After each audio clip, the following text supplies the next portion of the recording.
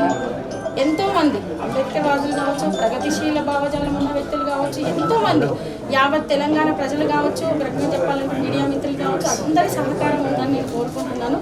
వారందరి సహకారంతో నేను ఈ రోజే అడుగు వేయొచ్చు. కానీ సాయి చంద్ ఏ రోజైతే ఒక విద్యార్థి ఉద్యమాల్లో ఏ రోజైతే అడుగులు వేశారో ఆ రోజు నుంచి నేను సాయి చంద్ వెంట ఉండి సమాజాన్ని నేను ఆయనతో పాటు ఎంతో కొంత చూస్తూ చదువుతూ నేర్చుకుంటూ అడుగులు వేస్తూ ఉన్నానండి.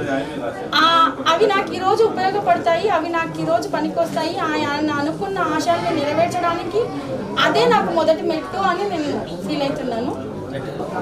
ఈరోజు సాయి చంద్ నా భర్తను కావచ్చు, టీఆర్ఎస్ పార్టీలో ఉన్న ప్రతి ఒక్కరంటే టీఆర్ఎస్ పార్టీ అని పార్టీ రాజకీయ సంబంధం కాదండి, ఒక ఆత్మీయ సంబంధం ఉంది. ఆయన ఉద్యమ సమయం నుంచి కూడా కేసీఆర్ బాబు కుటుంబము సాయి చంద్ను ఒక దత్తత పుత్రుడు